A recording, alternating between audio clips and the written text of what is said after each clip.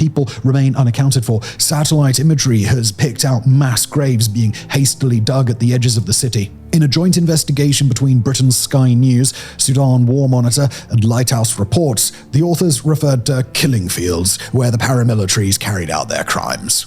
And now, this estimated death toll from Yale's Humanitarian Research Lab, an estimate that would suggest that nearly 69,000 people were slaughtered in just 10 days. But while 69,000 people have just been slaughtered in just 10 days, and what we have to take into consideration, people, is that right now this is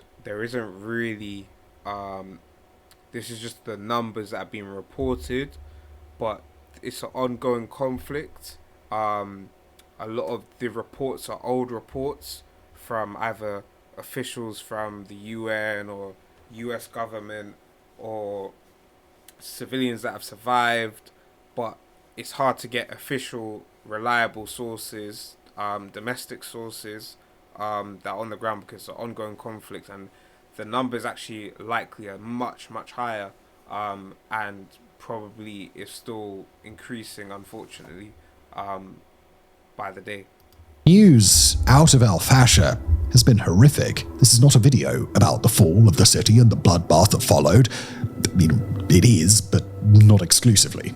Instead, this is a video about the wider war in Sudan, a war in which atrocities as horrific as those in al-Fasher have been carried out, albeit at a smaller scale, for 2.5 years. 2.5 years in which over 400,000 people are thought to have been killed, in which entire cities have been sacked and burned, in which part of the capital of Khartoum was transformed into execution sites where untold civilians were tortured to death. A war in which fellow horsemen of the apocalypse, famine, has stalked the lands, leaving stick-thin, glassy-eyed children in his wake.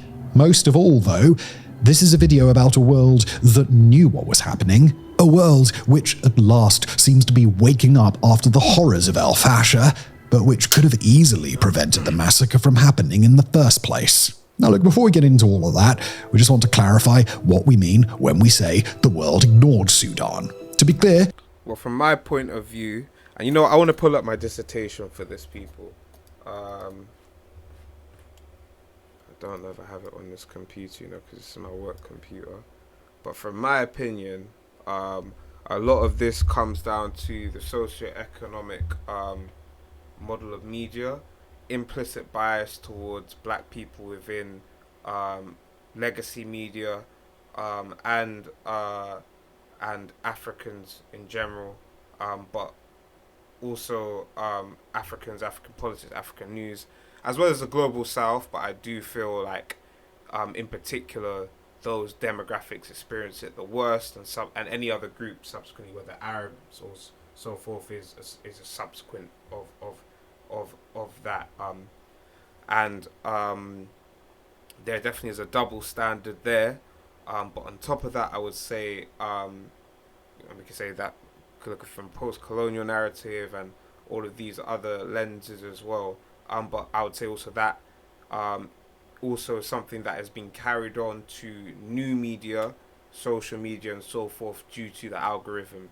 So while the economic model of legacy media and traditional media has caused limits in storytelling of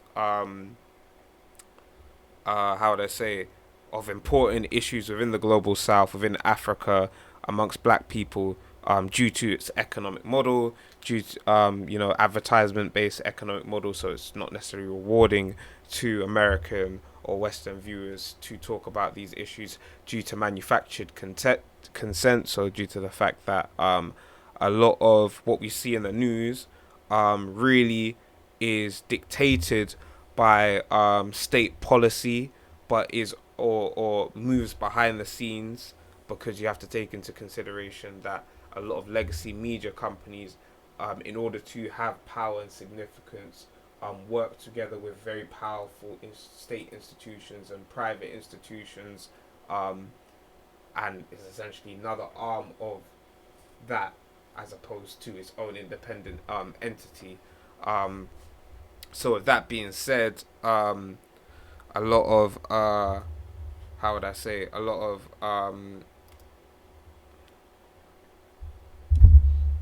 there is manufactured consent, because a lot of the important decisions that are made behind the doors then is shown to us on media essentially as propaganda, so that we believe we are voting for this.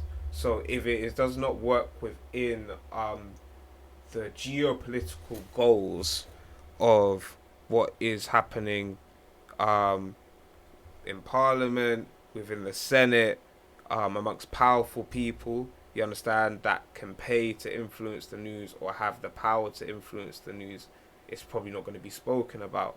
An example of manufactured consent, you can see with 9/11 how that was utilized to push a lot of people to join the war and terror conflicts like the war in Afghanistan, the war in Iraq, even though these weren't necessarily directly linked to what happened in 9/11. However, we already knew now in hindsight that there was already an agenda to go into these regions for resources and for other geopolitical goals. So that's how manufacture, and you also have the Patriot Act, and again, 9/11, the images, the news was used to, you understand, to push these things. So you have to see that media is used as a tool for influence by the powerful. So I'd say that's part of the reason why the conflict in Sudan hasn't been spoken about. It's in the interest of the powerful not to talk about, or it's not within the interest of the powerful to talk about it. And also it's economically not rewarding to legacy media. And also there are also implicit biases, like I said, to people in the global south, to Africans, to black people. But I would say that bias also exists within new media because of the algorithm and so forth, and the people that have built the algorithm in particular, and the data sets that back this algorithm. Because we have to keep it real, a lot of black people haven't been involved in dictating how the algorithm is set and the databases behind that. So you see the same biases that you see within legacy media within the algorithm. So subsequently, Sudan is not going to rise to the top of the algorithm. So in my opinion, these are some of the main reasons. To be honest, I don't need to pull up my dissertation anymore because I've spoken about not directly everything in the dissertation, but essentially the conclusion, some of the main points. So without further ado, we'll just get back to the video, people. We're not saying that you personally sat there watching this on your phone in Toronto, New York, or London. Hello there, should feel guilty. Honestly, we get it. Life is hard, the world's insane, and there's only so much empathy any normal human can expend before they just want to give up and collapse on the sofa and watch some Netflix. Really been enjoying that Pluribus show. Nor are we saying, that's on Apple TV, nor are we saying that literally no one has been covering Sudan's atrocity exhibition. Dedicated outlets like Sudan War Monitor have been tracking the horrors since day one. Brave Sudanese journalists have risked death to report from the front lines. In the West, experts like Alex Duvall, analysts like Cameron Hudson, various outlets ranging from The Spectator to our little YouTube channel have relentlessly covered this topic, trying to make the world care. And yet, no one gives a shit. Aside from the very opening days of the war, Sudan never really trended on social media. No mass protests called for the governments of the United States, France, or Great Britain to stop selling weapons to the RSF's main backer, the United Arab Emirates, despite mountains of evidence that Abu Dhabi was funneling Western military kit to the paramilitaries. No one boycotted Emirates Airline, hung Sudanese flags, or tweeted #I stand with Sudan. And this is just as true of countries in Africa as it is of Europe, the Americas, or Asia. Days after al-Fasher fell, the African Union proudly tweeted about its #silencing the guns. And so I'd say even another element of it is also domestically.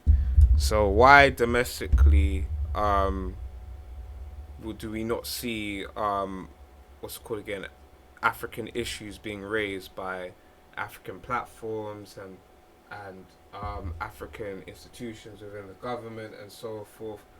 Well, I'd say one independently is being done, but it's difficult. Actually, a lot of this will relate back to my dissertation.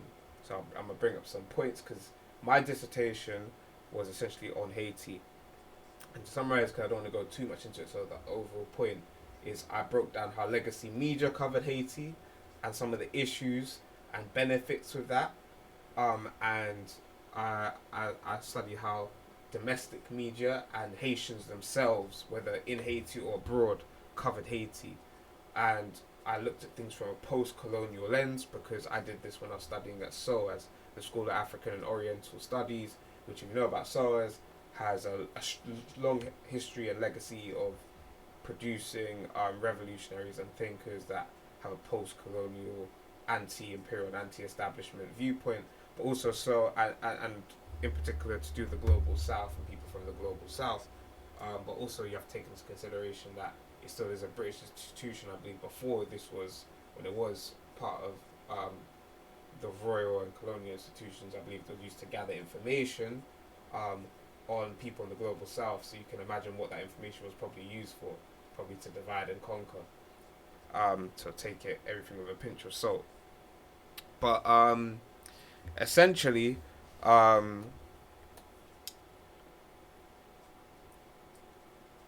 what I noticed and my conclusion in my dissertation was the legacy media, their socio-economic model, but the legacy media have the resources due to neo-colonialism, due to the fact that most of the resources from things like places like Haiti went to places like France, went to places like the UK, went to places like Canada and America to build up these nations, and subsequently also their media institutions, their legacy media institutions.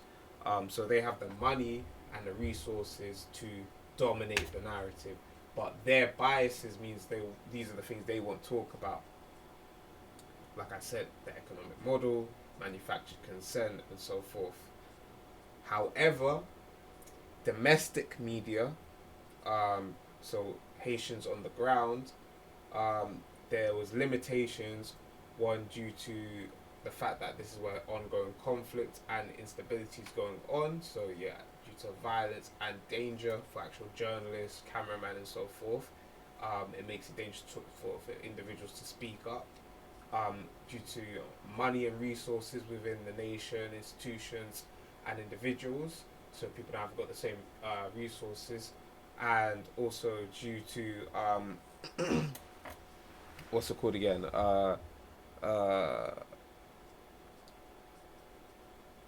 Also sometimes the state themselves imposing a narrative that, due to neo-colonialism, often the leaders of these nations want to affiliate with the former nation and institutions that had once held power, whether private or state. So they will actually suppress dissidents on behalf of Great Britain, America, and other NATO countries if it's within the economic interest as a politician to do so. And you can see the same thing in Sudan. So I'll say a big part of it is that Sudan, the people that can speak up, like in the case of Haiti, was those within the diaspora, but there's limitations with that. But the quality of media and reporting often was better. But like I said, there's limitations with that. You haven't got people on the ground to actually report and see what's going on, and the only people that can do that is what's it called again? Legacy media. So you can imagine how that causes them to shape the narrative. While social media has opened up and changed the game, like I said, some of those implicit biases remain within the algorithm. So these are some of the things holding back, I believe, Sudanese people due to the way media itself works. So we have to understand sometimes the medium also shapes the message. So what you have to understand is that it's going to be hard with people actually in Sudan to report on what's going on, because it's probably dangerous for them. They may not have the resources to do so right now, or even whether it's on the RSF side or the military side, they are actually suppressing people speaking out. These are realities that probably people are experiencing on the ground, so you have to take this into consideration. And on top of that, like I said, there's an abundance of videos that have been going around, but the same implicit biases exist within the algorithm that exists within legacy media.